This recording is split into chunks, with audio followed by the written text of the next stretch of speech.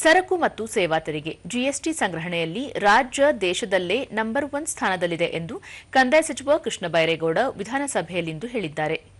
V. Sunil Kumar ಸೇರಿದಂತೆ ಹಲವು ಶಾಸಕರ ಪ್ರಸ್ತಾಪಕ್ಕೆ ಉತ್ತರಿಸಿದ ಸಚಿವರು, ಇಡೀ ರಾಷ್ಟ್ರಕ್ಕೆ ಹೋಲಿಸಿದರೆ ರಾಜ್ಯದ ಪ್ರಗತಿ ದರ ಶೇಕಡಾ 11ರಷ್ಟಿದೆ. ಇತರೆ ರಾಜ್ಯಗಳಿಗಿಂತಲೂ ಅತ್ಯಧಿಕವಾಗಿದೆ.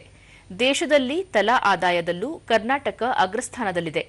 ರಾಜ್ಯದ ಆರ್ಥಿಕ ಪರಿಸ್ಥಿತಿ ಉತ್ತಮವಾಗಿದೆ. ದೇಶದ ಇತರೆ ರಾಜ್ಯಗಳಿಗಿಂತ ಸಂಕಷ್ಟದ ಪರಿಸ್ಥಿತಿಯ ನಡುವೆಯೂ ಕರ್ನಾಟಕದ ಆರ್ಥಿಕತೆ ಸ್ಥಿರವಾಗಿದೆ ಎಂದು ತಿಳಿಸಿದರು. ದೇಶದಲ್ಲಿ ತಲೆ ಆದಾಯ ತಗೊಂಡ್ರೆ ತಲೆ ಆದಾಯದಲ್ಲಿ ಕರ್ನಾಟಕ ಇವತ್ತು ನಂಬರ್ 1 ಸ್ಥಾನದಲ್ಲಿ ಇದೆ. ದೇಶದಲ್ಲಿ ಪರ್ ಕ್ಯಾಪಿಟಾ ಇನ್ಕಮ್ ಅಲ್ಲಿ ಎಲ್ಲರಿಗೂ ಆದಾಯ ಬರ್ತಾ ಇದೆ ಅಂತ ಹೇಳೋದಿಲ್ಲ, ಬಟ್ ಆವರೇಜ್ ನೋಡಿದಾಗ ಪ್ರಪಂಚದಲ್ಲೇ ಈ ಪರ್ ಕ್ಯಾಪಿಟಾ ಇನ್ಕಮ್ಮು ಆರ್ಥಿಕ ಪ್ರಗತಿ, ಆರ್ಥಿಕ ಸ್ಥಿತಿಗತಿಯ ಒಂದು ಪ್ರತಿಬಿಂಬ. ಪರ್ಫೆಕ್ಟ್ ಅಂತ ಹೇಳ್ತಾ ಇಲ್ಲ. In the absence of a perfect equation or a reflection, we all use per capita income. So ಎರಡು ಉದಾಹರಣೆ, ಒಂದು GST ಬೆಳವಣಿಗೆ ದರ ನೋಡಿದಾಗ ಕರ್ನಾಟಕ ಕಲೆಕ್ಷನ್ ಅಲ್ಲಿ ನಂಬರ್ 1 ಸ್ಥಾನದಲ್ಲಿದೆ.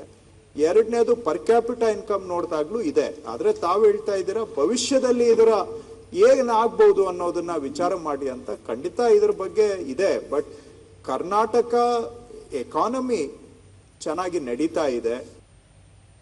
ವಿಧಾನಸಭೆ ವಿರೋಧ ಪಕ್ಷದ ನಾಯಕ ಆರ್ ಅಶೋಕ ಪ್ರತಿಕ್ರಿಯಿಸಿ, ಯೋಜನೆಗಳನ್ನು ಘೋಷಣೆ ಮಾಡುವುದಕ್ಕೆ ಅಭ್ಯಂತರವಿಲ್ಲ, ಆದರೆ ಆ ಯೋಜನೆಗಳಿಗೆ ಸಮರ್ಪಕ ಅನುದಾನ ಒದಗಿಸುವುದು ಮುಖ್ಯ. ಆದರೆ ತಮ್ಮ ಮತ ಬ್ಯಾಂಕ್ಗಾಗಿ ಘೋಷಿಸಲಾಗಿರುವ ಖಾತರಿ ಯೋಜನೆಗಳಿಗೆ ಇತರೆ ಮೂಲಗಳ ಅನುದಾನವನ್ನು ಒದಗಿಸುವುದರಿಂದ ಏನು ಪ್ರಯೋಜನವಾಗುತ್ತದೆ? ಯೋಜನೆಗಳಿಗೆ ಅನುದಾನ ನೀಡುವುದರಿಂದ ಅದು ಅಭಿವೃದ್ಧಿಗೆ ಪೂರಕವಾಗಿರಬೇಕು. ಆದರೆ ಖಾತರಿಯಂತಹ ಯೋಜನೆಗಳ ಘೋಷಣೆಯಿಂದ ಹೊರೆಯಾಗುತ್ತಿದೆ ಎಂದು ಹೇಳಿದರು. ನಮ್ಮ ಸೆಕ್ಟರ್ಸ್ ಬಹಳ ಇದೆ. ಆರೋಗ್ಯ ಕೊಡಬೇಕು, ಎಲ್ಲಿ ಕೊಡ್ತಾ ಇದ್ದೀರಾ ನೀವು? ಆರೋಗ್ಯಕ್ಕೆ ಕಟ್ ಮಾಡಿದ್ದೀರಾ 30% ಹಣ ಕೊಡೋದನ್ನ.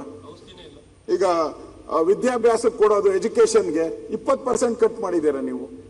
ನೀವೆಲ್ಲ ಈ ಯಾವುದು ಕೊಡಬೇಕಾಗಿತ್ತು ನಿಮ್ಮ ಸರ್ಕಾರದ ಡ್ಯೂಟಿ ಇದೆ ಅದನ್ನ ಬಿಟ್ಟುಬಿಟ್ಟು ವೋಟ್ಗೋಸ್ಕರ ಕೊಡ್ತಾ ಇರೋದಷ್ಟೇ. ಇದು ನಾವು ಬೇರೆ ಏನ್ ಕ್ಲೈಮ್ ಮಾಡಲ್ಲ. ನಿಜವಾಗೂ ಯಾರೋ ನಿರ್ಗತಿಕರಿದ್ದಾರೆ ಕೊಡಿ, ಅವ್ರಿಗೆ ಯಾರೋ ಅನಾಥ ಮಕ್ಕಳಿದ್ದಾರೆ ಕೊಡಿ, ಕೊಡ್ಬೇಕು. It's A duty. ಅದು ಬಿಟ್ಬಿಟ್ಟು ನಿಮ್ ದೃಷ್ಟಿ ಸರಿ ಇಲ್ಲ ಅಂತ ಹೇಳೋದಷ್ಟೇ ನಾವು, ಬೇರೆ ಏನಲ್ಲ. ಕೊಡಬಾರ್ದು ಅಂತಲ್ಲ, ನಿಮ್ ದೃಷ್ಟಿ ಸರಿ ಇಲ್ಲ.